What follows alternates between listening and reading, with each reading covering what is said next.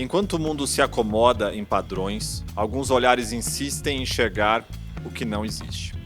Este episódio é o retrato de uma empreendedora que, ao invés de seguir o curso previsível das coisas, decidiu remar em outra direção, movida por intuição, sensibilidade e coragem. Fernanda Feitosa não criou apenas um evento, criou pontes entre o sonho individual e o impacto coletivo.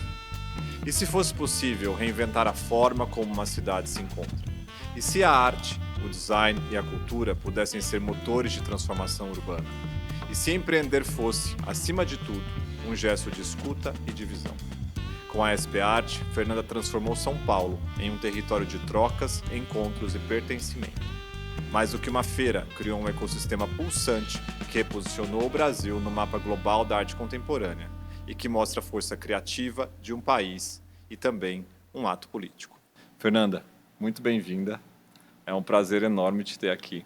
Obrigada, Fabrício. Essa introdução já me deixou nervosa, porque eu já achei que fiz muita Ótimo. coisa. Ótimo. Tudo isso é você. E acho que é isso que a gente quer explorar aqui. Então, eu queria começar citando uma poeta portuguesa, que é Matilde Campilho, que ela fala: a poesia, a música, uma pintura, isso não salva o mundo, mas salva um minuto, e isso é o suficiente. Então, eu queria saber o que a arte salvou para você. Eu achei muito bonita essa poesia da Matilde. Eu fui até procurar mais sobre ela. Eu acho que a arte salva a nós mesmos, né? Desse abismo que é a gente se transformar numa pessoa, nos transformarmos em pessoas muito funcionais, né? Muito apenas respondendo ao que o entorno nos provoca e não impondo a nós mesmos a nossa marca e a nossa presença no mundo. Então, a arte, eu acho que nos chama a atenção, né? Nos salva disso, da gente se perder num mundo onde a gente não é mais um ser individual. Como que ela entrou na sua vida, Fernanda? Como que a arte chegou para você? Ela chegou, talvez na infância, as pessoas, quando começaram a me fazer essa pergunta, eu respondi eu e meu marido nos conhecemos na faculdade e cabulamos a aula da faculdade para ir numa exposição no museu, né, no MAN, na época. Mas não foi...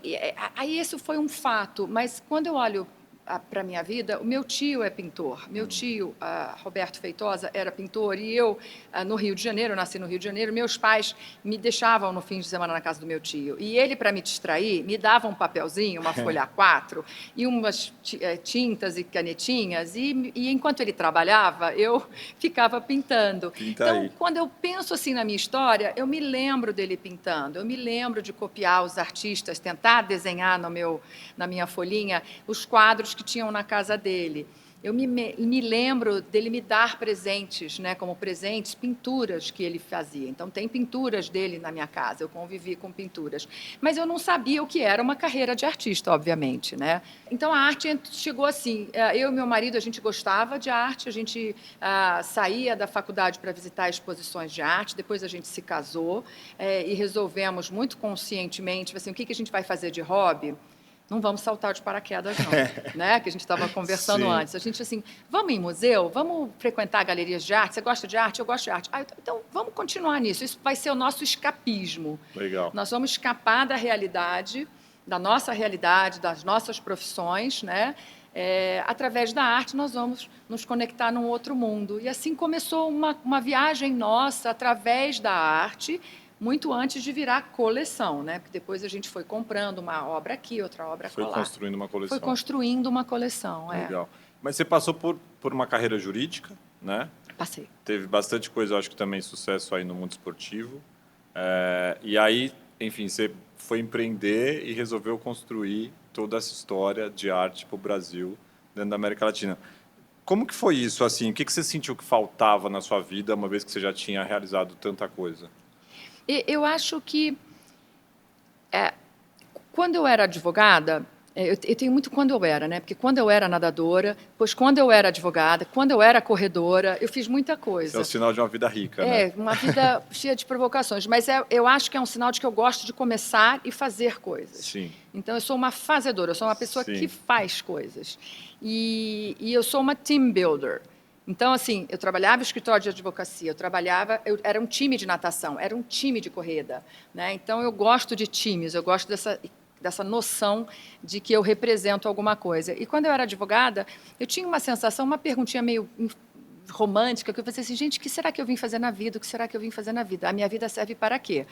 E aí eu tinha umas causas que eu ia... Era o quê? Uma busca por um propósito, assim? É uma busca por um... Eu não sei se era um propósito, não era um propósito, mas era um legado. Tá. Qual vai ser o meu legado? Sabe quando você nasce assim, se alguém tivesse assim, você veio na Terra fazer o quê? Sim. Assim, eu tinha uma sensação, um medo muito grande, a gente estava falando agora há pouco de medos, de passar pela vida sem deixar um legado. Então, quando veio a ideia, numa discussão muito... não quero me atropelar, porque minha vida já faz um fast forward, aí eu me mudo, vou morar fora no exterior, tenho que parar de trabalhar um tempo, eu era advogada, e aí vão assim, a gente vai voltar para o Brasil, o que eu faço e tal, será que eu volto a ser advogada? Aí meu marido pega e me provoca e fala, por que você não faz uma feira de arte? Olha. Aí eu olhei e falei assim, agora você ficou louco, e eu vou jogar meu diploma fora. Aí ele falou assim, não, faz uma feira de arte. Ninguém nunca fez uma feira de arte contemporânea como essas que a gente vai, porque a gente frequentava algumas feiras de arte no exterior, já que no Brasil não tinha uma feira de arte. Tinha feira de antiguidade, mas não era de arte. Moderna e contemporânea, arte contemporânea mais jovem, porque a gente se sentia jovem. Totalmente. Então, assim, então veio uma ideia, veio uma provocação. Por que você não faz alguma coisa que você nunca fez, não tinha feito até então, completamente nova, né? Aí eu falei, maybe, mas por que não, né? Por que será que não, né? Então, aí veio a ideia de... Veio um e se. Veio um e se. E se eu fizesse isso, quem é que me seguiria? Será que eu conseguiria, né, movimentar e transformar e fazer uma feira de arte no Brasil? Legal. Eu ia te perguntar, porque assim, né, obviamente quando a gente vai na feira e você olha para tudo que acontece ali, são muitos players diferentes, né? De uma certa forma, competidores, né? Entre si, dentro desse universo. E acho que você falou, né, que você tem essa habilidade de construir time, e talvez isso seja a resposta dessa pergunta, mas eu queria te perguntar isso, assim, como é que foi conseguir colocar tanta gente diferente ao mesmo tempo que disputam o mesmo mercado, juntos, e construir esse calendário que hoje faz parte da nossa estrutura de ano? É muito, muito boa essa pergunta. Eu acho que quando eu propus a ideia de fazermos uma feira de arte, eu justamente tinha uma visão de que as galerias eram seres e são ainda organismos vivos, porém não conectados. É como se a gente tivesse um tecido, mas com as células ainda não com sinapse, não conectadas. Eu precisava conectar todas elas. E, de fato, sim, cada uma delas, na sua visão competidoras, individuais. Acho que elas não tinham uma visão de competição, mas uma visão de que, bom, eu estou aqui sozinha, eu abro a minha galeria todo dia e meus clientes vêm. Mas, assim, ela faz parte de algo maior. Eu acho que quando eu trouxe esta visão de que nós, através do coletivo, nós conseguimos potencializar o nosso mercado de trabalho, né? Você como indivíduo faz muito, sim, mas quando nós virmos o nosso papel como um coletivo, eu acho que a gente consegue se organizar. Então, eu trouxe essa visão de que coletivamente nós seríamos mais fortes, nós conseguiríamos atrair uma massa maior de pessoas jovens como eu, na época, que assim, os jovens precisam de um lugar para se encontrar com a arte contemporânea, e um lugar só, e para se encontrar com diversas galerias diferentes, com propostas, cada uma delas diferentes. Então, a jornada ela é muito rica e muito diversa, né? Totalmente. E quando eu trouxe essa proposta com clareza, com uma certa... Muito confiante, né? Porque aí entra o meu negócio de advogada. Assim, eu fui uma advogada e vendi, né, uma confiança, assim, isso vai dar certo, né? E se não der certo, também não custa tentar. Vamos tentar fazer uma coisa que seja boa para todo mundo. E 40 galerias disseram sim. E aí começou. E eu acho que eu tive uma galeria que eu até posso falar, se ela escutar essa entrevista, vai ser muito simpático, porque eu acho que eu nunca agradeci, mas eu fui visitar uma galeria chamada Silvia Sintra.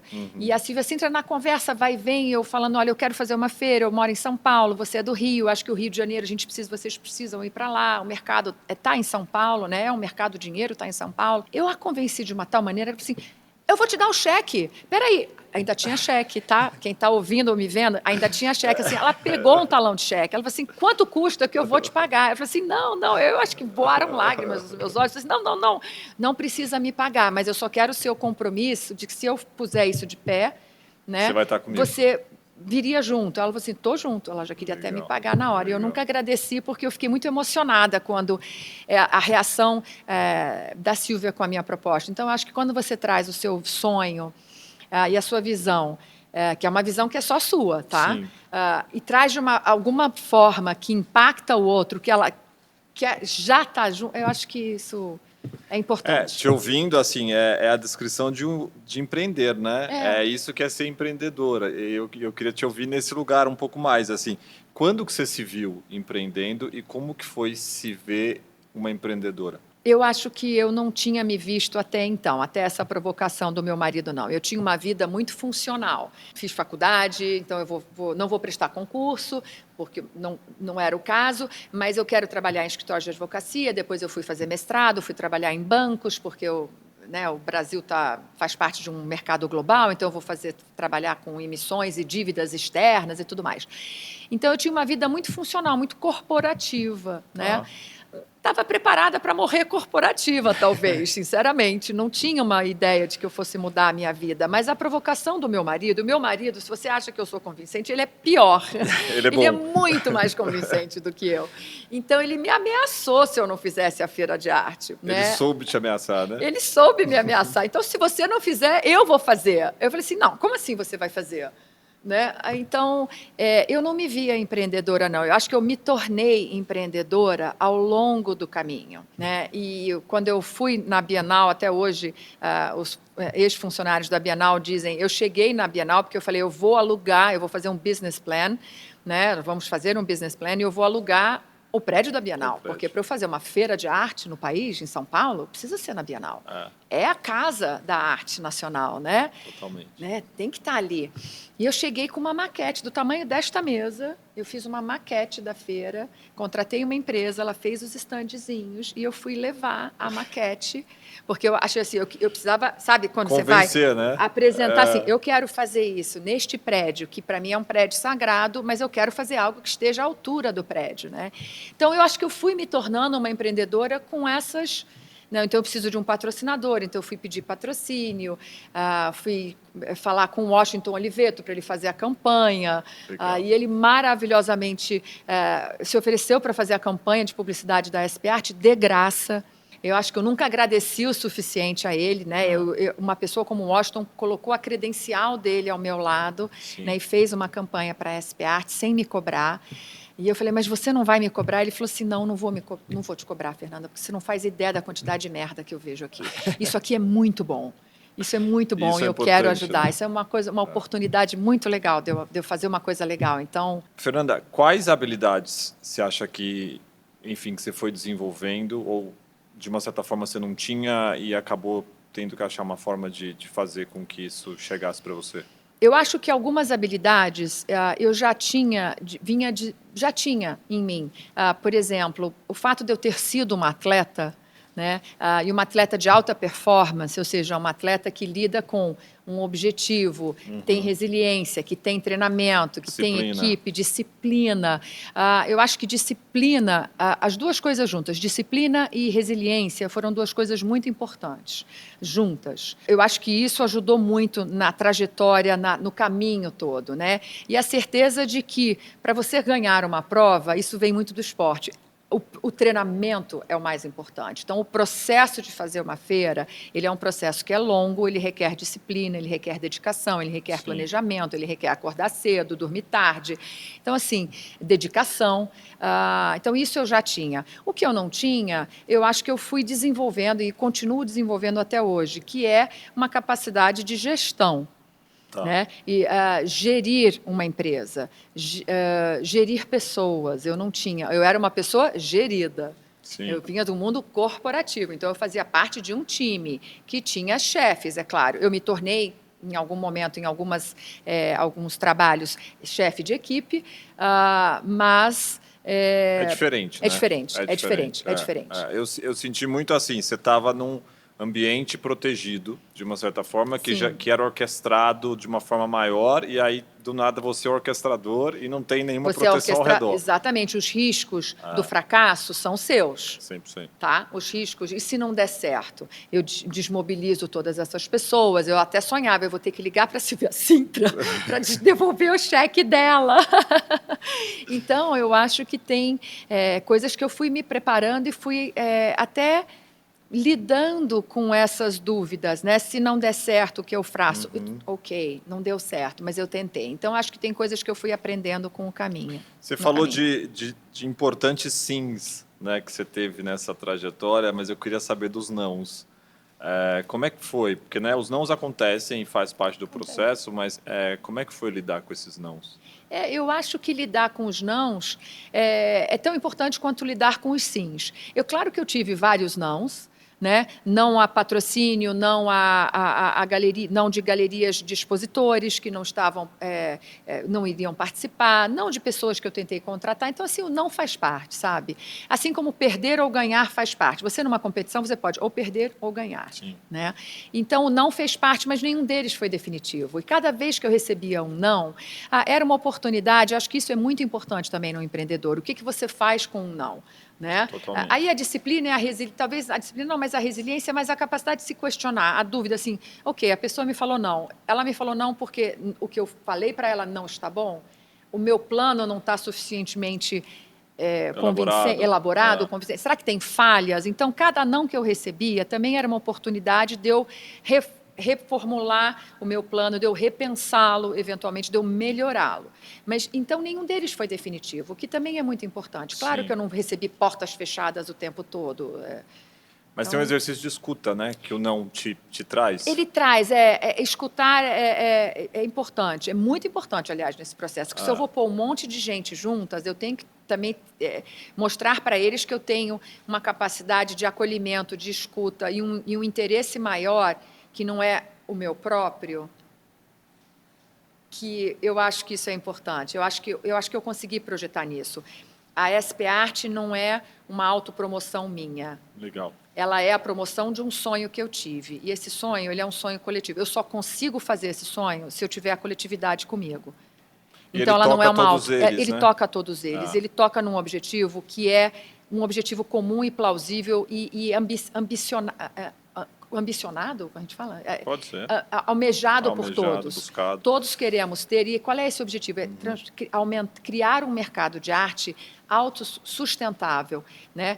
Maior, né? Melhor, inclusivo, internacionalizar o mercado de arte brasileira, né? Profissionalizar o mercado de arte brasileira. Então, ele também Sim, ele tangibiliza, né? Ele materializa muita coisa. Ele materializa um sonho. Então, não é um sonho louco, assim, a Fernanda quer aparecer na televisão, sabe? Que isso é uma coisa que também fica muito claro quando você tem personas. São formas diferentes, formas, né? São impulsos diferentes. Perfeito. O meu impulso era um impulso movido por um interesse de criar alguma coisa que seria aproveitada por todos. Eu acho que isso foi... isso chegou para eles. Acho que chegou, acho que eu consegui transmitir. Eles. Agora, você acha que empreender vicia? Porque você não parou na SP Art, né? Não, acho que empreender vicia. Não no mau sentido, né?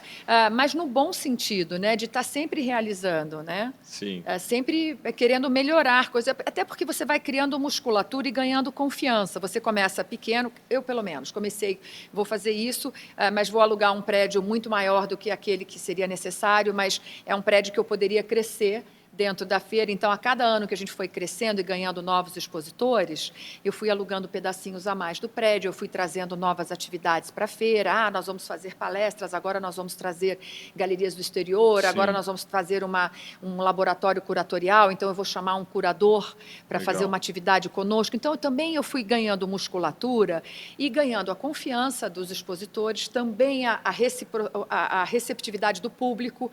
O público está gostando. Não, o que a gente está trazendo está bom, essa fórmula está boa. Sim.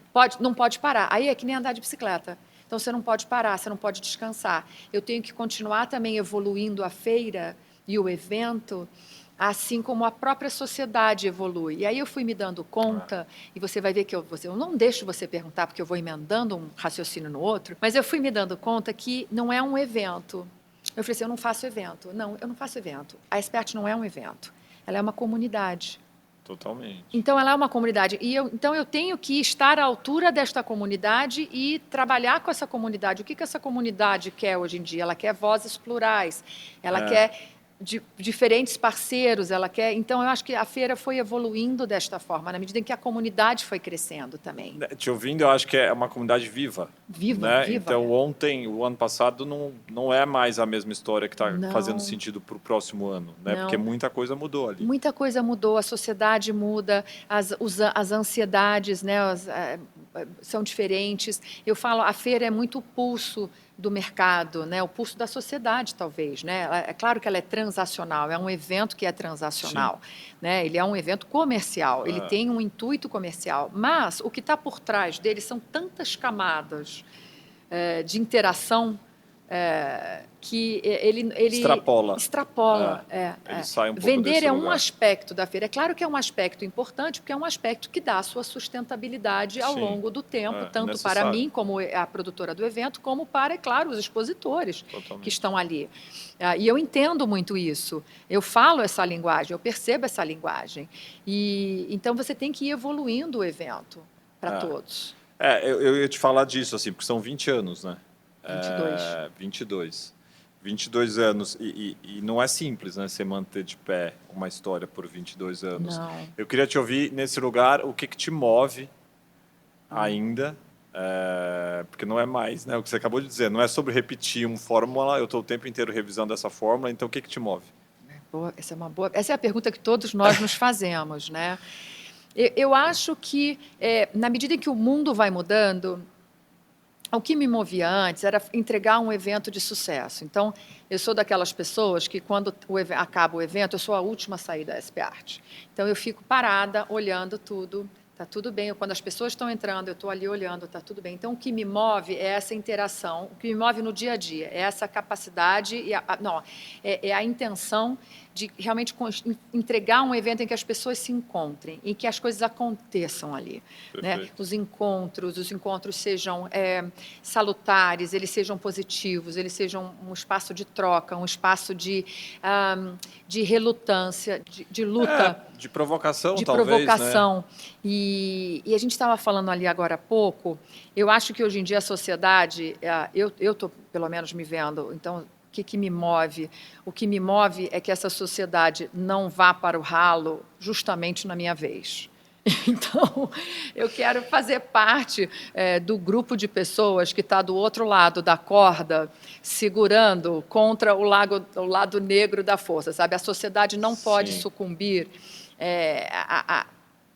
ao lado negro da força, vai. Então, eu não posso deixar um mundo pior para os meus filhos do que o mundo que eu vivi. E justamente isso não pode acontecer na hora que eu estou vivendo, né? Under my watch. Totalmente. Então, acho que o que eu quero trazer, o que me move é trazer para a feira essas provocações.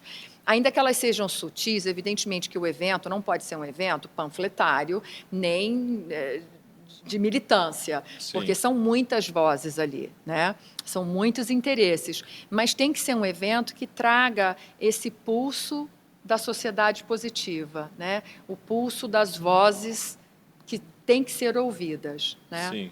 Então é um pouco essa tensão e a atenção da gente ter um encontro vivo mesmo.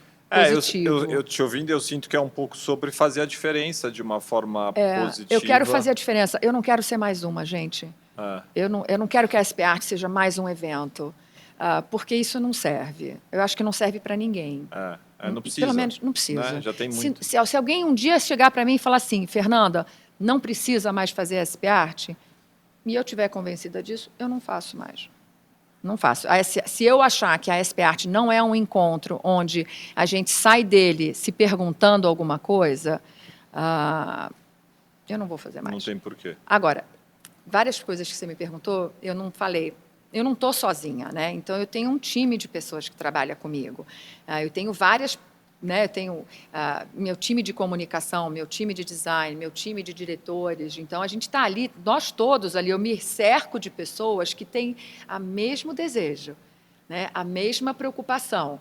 né? A preocupação por essa sociedade cada vez melhor e por um mercado de trabalho, um mercado de arte cada vez melhor também. Então, Que a se gente também, eu expanda. me cerco de pessoas que têm o mesmo tipo de Eu visão. gosto muito do que você traz assim na perspectiva, porque acho que também como empreendedor e acho que como uma pessoa que também quer, acho que pelo menos ser um ser humano que não atrapalha, né, e que minimamente consegue contribuir positivamente, eu acho que tem uma coisa que é muito legal de ver quando você consegue materializar, que é essa perspectiva onde você consegue fazer o negócio, né, porque é o que você falou, é transacional também, se conectar com um outro lado, que é o que precisa ser dito, o que precisa ser exposto, o que precisa ser discutido, o que precisa ser falado, relembrado, Exatamente. né? E acho que quando a gente fala desse universo de artistas, tem muito visões, né, muito especiais de o mesmo problema sendo refletido de várias formas. Então também tem uma coisa de comunhão, né, que você consegue trazer para dentro de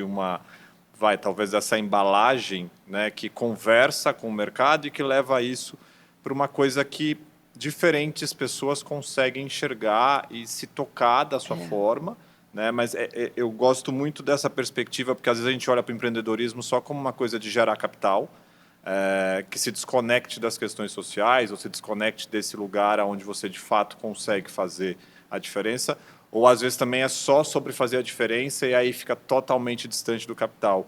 Então, acho que é um exemplo, né, importante que mostra como essas duas coisas podem ter uma comunhão de impacto. E acho que essa comunidade que se constrói, tanto de quem participa quanto de quem faz, talvez venha desse lugar de inquietação.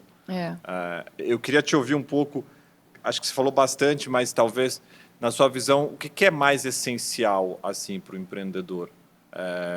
Ou para se tornar um empreendedor, ou para quem empreende? O que você acha que é aquilo que vale a pena relembrar?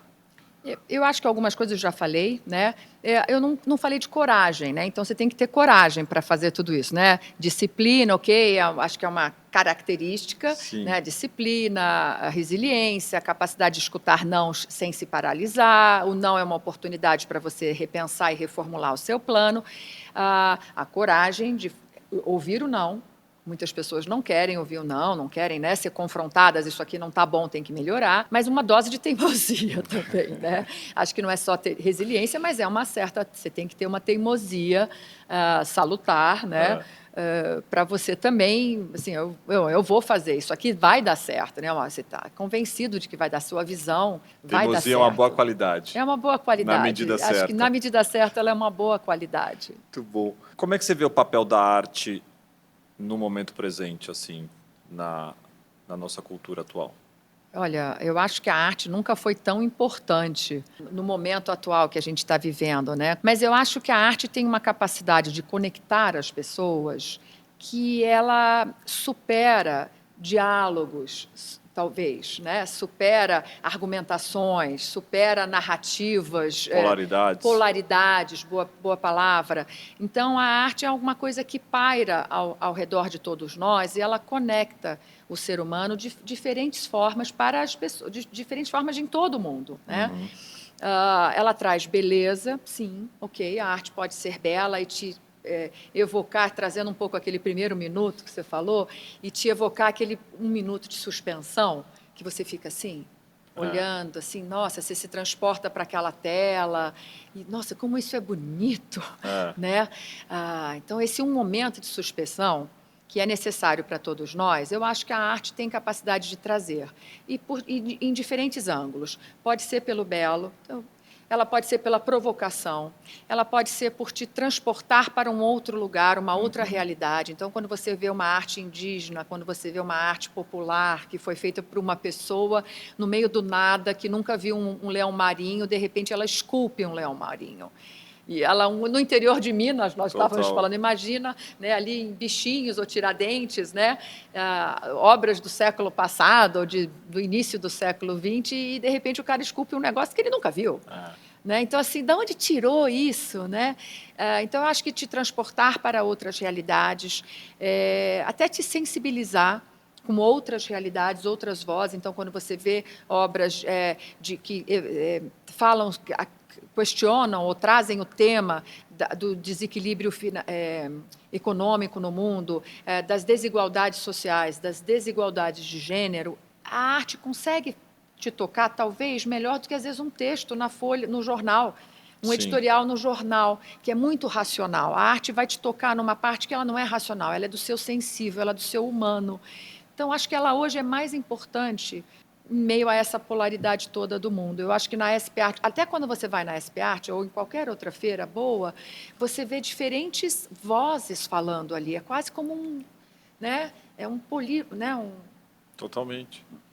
E eu acho que tem uma coisa até ela talvez te leve para algo que é conhecido só seu, né, de uma certa forma, porque é o seu olhar.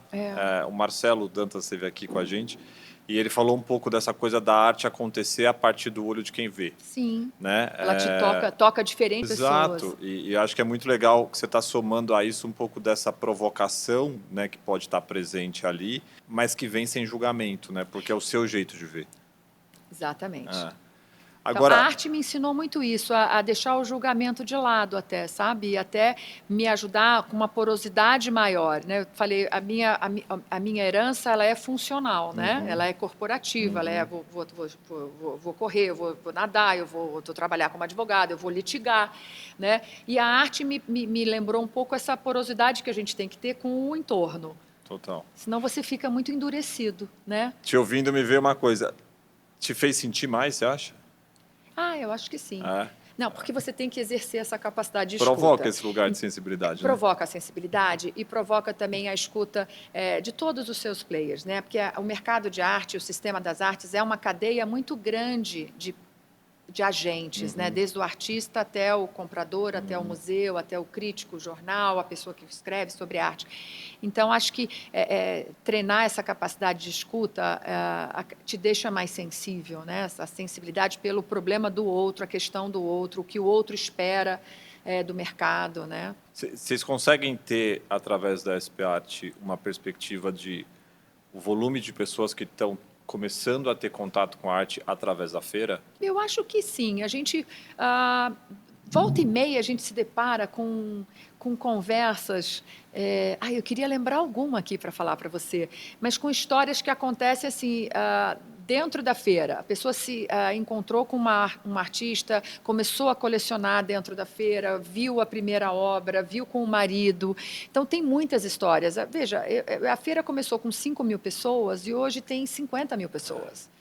É muita gente que a gente tocou. E muita gente vai todo ano, Sim. mas a gente tem uma renovação de público de 30% a cada ano. Então, 30% nunca foi na feira. Novas pessoas. São novas pessoas que estão indo. Então, eu acho que a gente toca muita gente mesmo. Ainda é uma feira de nicho ou você percebe que ela já é uma feira que inclui mais? Eu acho que ela é as duas, sabe? Eu acho que a gente conseguiu, num equilíbrio assim espontâneo, cuidado, assim, nosso. Ela é as duas coisas, porque ela é inclusiva na medida em que você é um evento aberto, a gente tem um número de entradas gratuitas, a gente tem atividades que a gente faz ao longo do ano gratuitas, a gente tem uma newsletter que a gente manda toda semana. Eu mando 65 newsletters, porque durante as semanas da feira eu mando um pouco mais. Sim. Mas toda semana eu mando newsletter falando sobre o que está acontecendo nas artes, entrevistando pessoas, falando sobre a carreira dos artistas, falando sobre a estrutura do nosso sistema, sobre a questão dos museus. Mas ela também tem que ser de nicho, porque como ela é uma feira de negócios, eu tenho que também estar falando Sim. com o nicho econômico que compra a arte Que também. transaciona, né? Que compra arte habitualmente, então com aquele colecionador, já vou chamar de colecionador profissional, né? Como também com um comprador novo. E para eu falar com uma pessoa nova, eu preciso ser democrática, eu preciso falar de forma acessível, eu não preciso empolar o meu discurso para falar sobre arte. Então, ela é as duas coisas, ela consegue ser as duas coisas. Por mais paradoxal que seja, uma feira de arte que vende 250 a 300 milhões de reais a cada edição, ela é democrática e ela é ampla, de acesso amplo. Eu posso te dar um testemunho sobre essa democratização da feira. Assim, eu empreendi com uma empresa de lixo, a gente fez uma solução para o lixo e a gente tinha tinha um núcleo de pessoas que eram penitenciários. Então, era um programa onde a gente empregava pessoas que tinham saído do sistema prisional. E aí, enfim, no início da empresa, a gente fez um trabalho de conexão entre equipe, indo fazer uma visita guiada na SP Art. Ah, é? Com todos eles. E eu tenho uma imagem muito clara na mente, assim, que era né, desses colaboradores que a gente tinha, que era um ex-presidiário, olhando para uma tela, e aí do lado estava uma senhora que claramente teve uma outra estrutura de vida, né? Eles eram muito diferentes, mas os dois admirando a mesma tela. Eu achei aquilo muito forte. Não, é muito forte. E eu tenho uma equipe grande. Essa história que você me contou é muito bonita, porque eu tenho uma equipe enorme na SP Art, os construtores, a empresa de cenografia, a equipe de limpeza. E a equipe de limpeza, assim, ele uma vez passou e é a mesma equipe de limpeza, acho que ninguém sabe disso, mas eu tenho a mesma equipe há 22 anos. A gente está ficando velho juntos. A gente já nem aguenta mais as costas. E o pior é que eu varro junto, que eu adoro varrer, porque é a hora que eu fico pensando. Ele diz assim, dona Fernanda, eu já sei, está aqui a sua vassoura. Por favor, pode parar de andar atrás de mim. Vai para lá com a sua vassoura e eu venho para cá. Que cada vez que a senhora vai para lá, o meu chefe me manda ir atrás da senhora. Então a senhora fica para lá. Mas a pessoa da limpeza falou assim, esta é a obra melhor que tem na feira, eu aposto. E ele estava olhando para um Pansetti ou um Volpe. Então, era um pintor super apreciado pela elite né, compradora, por esse nicho que você comentou. Então, assim, a feira realmente são vários mundos que se encontram. Vários. Parabéns. É maravilhoso. Eu queria te perguntar um pouco do seu dia a dia, assim, porque você tem na SP Art e depois tem a Rotas que acontece no segundo semestre. Também um segundo grande evento, assim. Como é que é o seu dia a dia? Como é que você consegue orquestrar tudo isso? Bom, para começo de conversa, a gente tem uma equipe maravilhosa. Eu tenho uma equipe muito boa de 16 pessoas fixas. Depois, ao longo e quando chega próximo de ambos os eventos, a gente engorda um pouco esse time, trazendo mais pessoas para escrever, mais comunicadores, né, para a gente escrever. A gente tem um time que participa das palestras e depois faz uma sinopse para quem não pôde. Então, a gente publica depois com os highlights das conversas, né? Então, tem mais designers, tem mais arquitetos que chegam. Mas a gente trabalha, de fato, 365 dias do ano. Na verdade, no dia que a gente abre a feira, a gente já está pensando na próxima edição, né? Porque tudo que tinha que fazer já foi feito. Não tem muito mais, a gente vai ali administrar redes sociais, vamos divulgar, vamos ajudar a comunicar o evento naqueles 5 dias, assim, um sprint. Mas a feira é uma maratona. Assim como empreender é uma maratona. Então, ao longo do ano, a gente vai treinando para fazer um sprint naqueles 5 dias. Depois a gente descansa. Legal. E faz um próximo, um ciclo menorzinho para o Rotas, legal, que é uma feira menor, então ela é mais gostosa até de fazer, porque ela tem menos participantes, ela tem uma temática que a gente escolheu justamente para ser diferente da SP Art. Eu te falei, eu quero fazer coisas diferentes, o Rotas é uma feira completamente diferente da SP Art. A atmosfera é diferente, o local é diferente, apesar dos players, muitos dos expositores serem os mesmos, a gente provoca que esses expositores levem outro tipo de artistas. É um outro ângulo, né? Outro ângulo. Nós vamos mostrar aqui provocar o público de forma diferente também, né? Porque a gente está trabalhando com o público, então é uma coisa quase que um bicho da Lígia Clark. A gente vai mexendo e eles vão mexendo também, né? Então, vamos mostrar para esse público diálogos improváveis entre 2 artistas, um artista jovem e talvez um artista de outra geração. Legal. Né? Vamos mostrar um artista de arte popular colocado em evidência. Na SP Art, às vezes, essa evidência não é tão clara, esse destaque não recai tanto sobre vozes minoritárias, mas no Rotas, sim. Então, no Rotas, a gente tem uma outra dinâmica. Você dá um mergulho, né? A gente dá um outro mergulho, o que para nós também é divertido, porque também como empreendedora e o meu time também quer falar de forma diferente, sim, né? Totalmente. Tem alguma galeria ou artista que você sonha em trazer?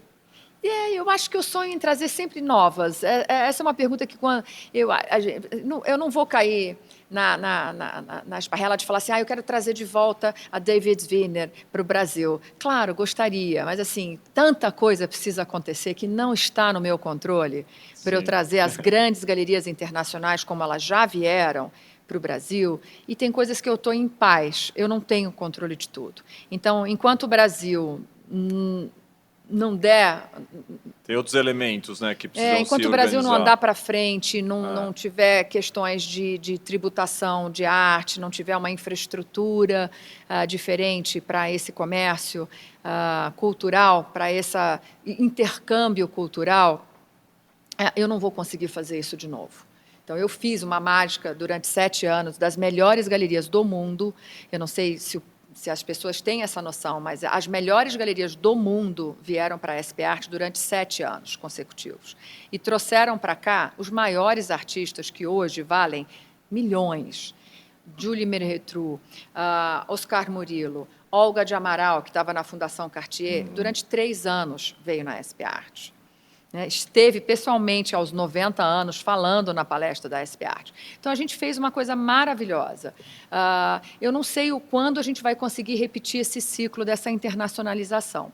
Sim. Mas, enquanto esse ciclo não vier, eu ambiciono trazer as galerias novas que estão fazendo trabalhos novos. Não precisam ser as melhores ou as maiores do mundo, né? Mas qualquer galeria que esteja trazendo um artista novo, que provoque, que traga uma linguagem nova, que fale uma língua diferente para a gente, uma voz diferente, essa é a minha galeria de sonhos.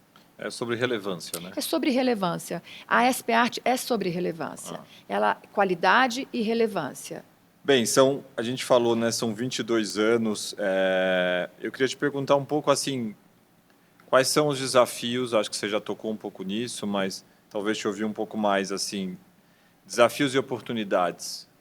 Eu acho que o Brasil é um desafio.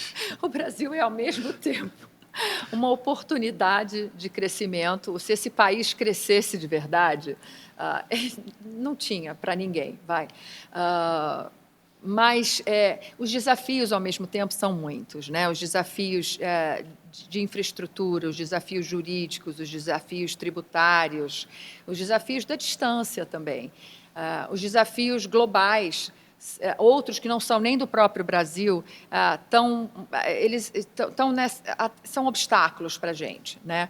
Então, por exemplo, para a gente voltar a ser uma feira internacional, como são os nossos competidores, como é Art Basel, como é Frieze e tal, a gente teria que ter um arcabouço tributário no país mais simplificado, mais amigável. Cultura no mundo todo, ela precisa transitar, ainda que essa cultura também seja materializada numa obra de arte, né? Então, não é só a cultura, né, que viaja conosco como brasileiros em outros lugares, a língua ou os livros, mas ainda que seja um objeto de arte que tenha um valor econômico, às vezes nem sempre desprezível, Totalmente. né? Mas ela precisa, circula no mundo todo com o mínimo de barreira possível, o mínimo de barreira tributária possível. No Brasil, o nível é 50%. É muito alto.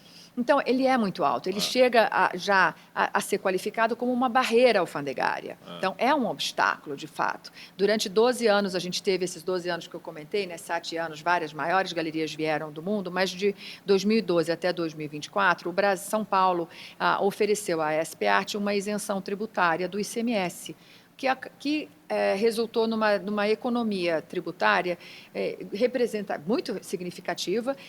Pagava-se 14% para importar uma obra de arte, mesmo que seja nacional. Então, uma obra do Volpi, que eu citei agora há pouco, que esteja na Itália, mas que é um artista brasileiro e que venha para o Brasil e eu quiser trazer, eu preciso pagar 48%, mesmo para repatriar um artista brasileiro que estava, por algum motivo, no exterior. Então, isso é muito ruim para o país.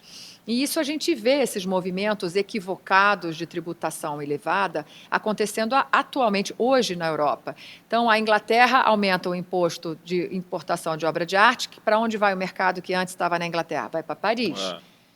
A Espanha aumenta, ele migra. Ele migra, né? Então, você acaba condenando esse mercado maravilhoso, milionário de arte, de acontecer só em Nova York. Então, se as estruturas tributárias dos outros países, ela é intrincada, ela é difícil de navegar, ela é cara, ela é impeditiva, você acaba deixando um mercado muito concentrado num país só, que é mais, você não tem imposto nenhum para entrar obras internacionais. Então, eu acho que isso é ruim, isso acaba isolando muitos países, quando fazem esse movimento de aumentar, logo percebem, voltam atrás. Ontem tinha uma notícia que a Espanha recuou 23% e foi para 7%. E nós ainda estamos aqui nessa toada antiga, velha, que ninguém sabe explicar por quê, mas está lá, mas ninguém tem coragem de mudar, de mexer nisso, não é prioritário, de 48%. Então, o Brasil fica isolado. Então, esse isolamento é muito ruim. Acho que eu dei uma resposta muito longa, mas esse isolamento do país, ele é ruim para o país.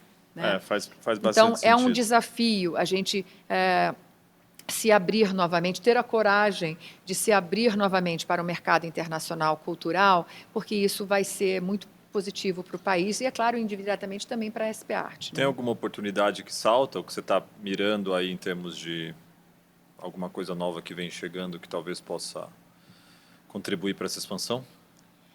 A expansão do nosso mercado de arte? Ou até mesmo da arte, enfim, da própria SP Arte, né?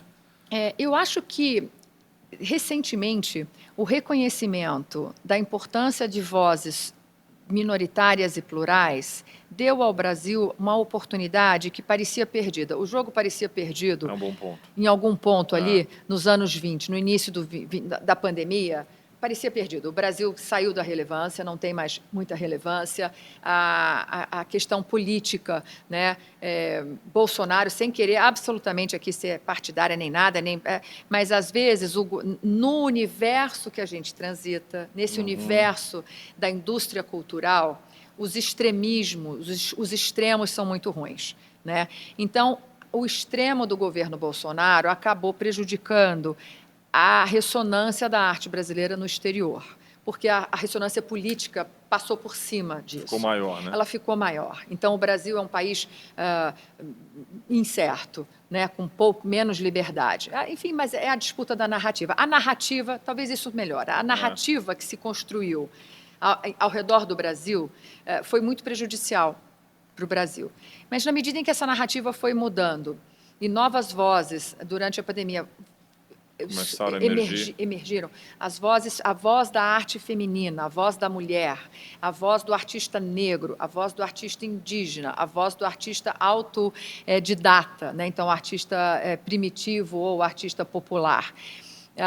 Vem à tona e as pessoas, a voz da arte têxtil, a voz da cerâmica, né, vem à tona e o mundo reconhece a importância de todas essas linguagens como arte contemporânea, como, né, cultura contemporânea. Sim. De repente, o Brasil, dá licença, arte negra, temos excelentes artistas negros, temos excelentes artistas indígenas, né? Jaider Isbel, para dar o nome de um artista que, né, veio à tona infelizmente, morreu, mas artistas mulheres, temos inúmeras artistas mulheres, então acho que isso nos colocou um pouco assim, nos trouxe a evidência, nos tirou talvez do ostracismo. A América Latina, também o Brasil faz parte da América Latina, a América Latina caiu de relevância, mas o Brasil, de repente, está conseguindo se descolar dessa irrelevância da América Latina neste momento, o mercado de arte, Sim. falando sobre arte, né? E se colocar os seus artistas em evidência novamente. É claro que isso não dá para a gente lutar contra as forças globais. O mercado de arte hoje, ele se move, né, atrás do dinheiro. Sim. Então, lembra aquele filme do Jerry Maguire, né? Show me the money, né? Follow the money. Então, o nosso mercado follow the money. Onde está o dinheiro hoje? Está na Ásia. O dinheiro está na Ásia e agora está nos Emirados Árabes. Então, tem certas coisas que a gente não vai ter controle. Essas grandes galerias internacionais estão indo atrás desse novo colecionador, esse colecionador que estava intocado e protegido. Ele estava lá perdido, né? O elo perdido lá na Ásia, de repente ele é um colecionador, uma pessoa, um coreano se vê um colecionador internacional, ele não está mais interessado em comprar artista coreano, mas ele quer comprar um artista internacional. Expandiu a visão, expandiu também até a própria representatividade econômica dessas regiões. Sim. A gente sempre soube que os Emirados Árabes tinham petróleo, potente, muito né? dinheiro, mas a gente não sabia que eles compravam arte. Mas agora eles querem comprar arte, porque agora eles têm museu, porque agora eles têm o Louvre, eles têm o Guggenheim. Então, assim, para onde vão as galerias? Para onde vai esse mercado global que se movimenta? Ele vai para lá. Então, a América Latina está um pouquinho deixada, lateralmente ali. Está lateral, exatamente. Mas não quer dizer que a produção artística da América Latina e do Brasil sejam irrelevantes. Então, eu acho que a oportunidade, o momento atual nos traz essa oportunidade, talvez, de exportar os nossos artistas, né? De mostrar ao mundo a potência do artista brasileiro e a contemporaneidade da sua produção. O talento do Brasil, né? O talento do Brasil. Né? Quando se fala sobre sustentabilidade, sobre climático, sobre questões climáticas, sobre questões do ser humano dentro de uma ótica mais ancestral, e falar de ancestralidades eu acho que o Brasil tem a contribuir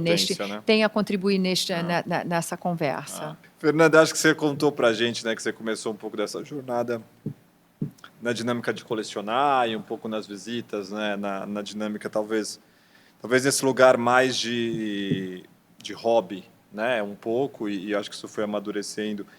E acho que olhando para essa dinâmica do colecionismo, o que você acha que atrai os maiores colecionadores quando a gente olha um pouco para o acervo que a gente tem no Brasil?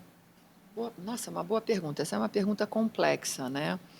Porque eu acho que o que atrai uma pessoa a fazer a sua primeira aquisição talvez seja o encantamento, né? O impulso, a paixão, né? Assim, o impulso, talvez o impulso. Né? E esse encantamento inicial, que seria o apaixonar-se por eu preciso ter isso. Eu acho que ao longo da jornada de um colecionador, essa conexão com a arte vai assumindo outros contornos. Então, ela vai assumindo um contorno de o valor que aquela obra de arte traz para você ou te representa. Então, a sua coleção de arte talvez possa caminhar, e é muito rico quando acontece isso, para uma coisa de um rebatimento dos seus valores. Então, vamos pensar que se você é uma pessoa que preza pela liberdade, a sua coleção ser uma coleção que te relembra o período dos anos 70, né, brasileiro, né, nos anos 70, 60, quando a gente tinha ditadura, quando tinha cerceamento de liberdade, censura, etc. E você pode construir uma coleção que queira te lembrar que assim, isso foi um período não tão bonito da história do Brasil, mas eu quero contar esse período. Então, a coleção se torna uma narrativa, se torna uma história que faz parte. Eu gosto dessa versão de colecionar, quando a sua coleção faz parte da sua história, né? Da história, uma história próxima a você. Então, a beleza, as pessoas falam, o brasileiro coleciona brasileiro e fala isso assim como se ele não tivesse capacidade de colecionar obras estrangeiras. Isso é uma bobagem, eu não sei de onde tiram isso, é até meio preconceituoso. Todo mundo coleciona obras que são próximas a você. Então, o alemão também coleciona alemães, o americano também coleciona americanos. O que acontece é que o mercado americano tem todos os outros, né? A gente está falando de... te permite acessar, né? Te permite acessar muito mais coisa. O nosso... então, ele coleciona americano, mas também o mundo todo. Aqui, a gente coleciona brasileiro. Então, eu acho que construir uma coleção que conte sobre a história do seu país e a sua história próxima, ela é muito rica. Então, a narrativa da sua coleção vai ser algo importante nela. E é claro que você não pode perder de vista o aspecto financeiro. Uma coleção custa dinheiro, né? Então, você tem que também, talvez, acho que está lá um pensamento de que, assim, quanto representa essas obras de arte no meu patrimônio. Então, você também tem que ter uma visão, eu acho que tem que ter. Não acho que é uma coisa que é ruim, não é? Né? Você ter, não causa qualquer prejuízo a uma coleção, Totalmente. você ter a noção do valor que ela tem, muito pelo contrário. Mas ela não é o seu motor principal. Não é o motivo, não né? é o motivo pelo qual você... Não deveria ser o motivo pelo qual você compra obras de arte ou constrói essa coleção, que é esse retorno financeiro, porque você provavelmente vai se decepcionar ou frustrar. Né? É uma aposta. É uma aposta. E olha, eu acho que eu nem diria que é uma aposta, ela é um estilo de vida, ela é conviver junto, ela é uma convivência. Totalmente. E ao longo desta convivência, pode ser que algumas coisas que você escolheu conviver junto com valorizem ao longo do tempo. E outras não. E outras não. Como tudo na vida. Como tudo na vida. Então, vai ter coisas que você vai... E como colecionar é participar da carreira de um artista, principalmente quando você escolhe, até tem uma diferença, quando você escolhe colecionar artistas que estão vivos, você está fazendo claramente uma opção por acompanhar, talvez, aquela carreira, por acompanhar a vida daquele artista, né? E vibrar pelo sucesso dele. Então, eu acho que isso traz essa possibilidade de, olha, se esse artista virar um grande, né, artista, talvez, quem sabe, o trabalho dele valha. Mas hoje eu estou contribuindo para esse percurso dele, né? Acho que tem uma beleza nisso. Tem Totalmente. Uma coisa... Tem alguém que está te chamando mais atenção? Tem algum artista que está mais na sua mente? Eu acho que todos esses artistas... a SP Arte, veja, são quase 2.000 artistas, 1.000 artistas, aliás, quase 2 não, mas mais ou menos 1.000 e tantos artistas com 3.000 e poucas obras expostas, né, a cada edição. Eu acho que as artistas mulheres estão me chamando a atenção, algumas, é claro, já me chamaram, então eu acompanho o trabalho da Adriana Varejão, acompanho o trabalho de Beatriz Milhazzi, né, pessoas que já ícones, já são consagradas pela força do trabalho. Está me chamando a atenção, por exemplo, o trabalho da Rosana Paulino, né, da Solange Pessoa, eu até alguns anos atrás, 5, 6 anos atrás, não conhecia, novas pintoras. Citar nomes é difícil, porque são tantos, mas tem muitas mulheres novas, muitas artistas novas que estão despontando e que eu não conhecia, muitos artistas também de origem indígena que eu não conhecia, até próximos da Amazônia, outros da Venezuela, outros aqui mais próximos da Xingu. Então, eu acho que tudo que é novo me chama a atenção. Legal. E você já pensou em pintar? Não, nossa, veio... graças a Deus não. Não. Ficou lá atrás com seu tio? Não, ficou lá atrás. O talento ficou na família, não passou adiante, não. Fernanda, o que mais que a arte te abriu, assim, além de tudo isso, né? Tudo isso? A arte me deu uma profissão nova, me abriu tanta coisa. Tem alguma coisa a mais que... Eu acho que no dia a dia a arte me abriu uma nova conexão com meu marido. Aquilo que a gente pensou lá atrás, né? O que a gente gosta de fazer? O que a gente vai fazer junto? A gente vai correr? A gente vai, né, fazer esporte? A gente faz também esporte. Mas a arte me abre esse espaço com ele diferente, né? O que você gosta, o que eu não gosto, o que a gente faz, o que a gente compra, o que a gente vende, né? O que a gente faz, né? Então, eu acho que isso são... E também me abre outras janelinhas de oportunidade de conversa com os meus filhos, né? Outras conexões. Conheço gente nova o tempo todo. É uma comunidade muito legal, gente. Para quem está ouvindo, o pessoal das artes é um pessoal muito legal. É gente de cabeça aberta, é gente... muito provocativa, provocadora, gente... Tem um outro olhar, né? Tem um outro olhar, é uma turma diferente. Eu acho que se eu tivesse permanecido advogada, eu seria uma pessoa muito provavelmente diferente hoje.